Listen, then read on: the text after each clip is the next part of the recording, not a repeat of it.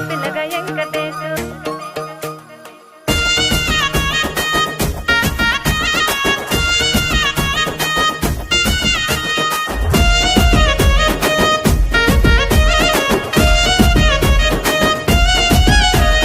చిత్రాల మనసు నాది చిన్నగా పోతుంటావో చూడక పోతుంటావో ఇంట్లో చిన్న దాన్ని నేను చిత్రాల దాన్నితో చిన్న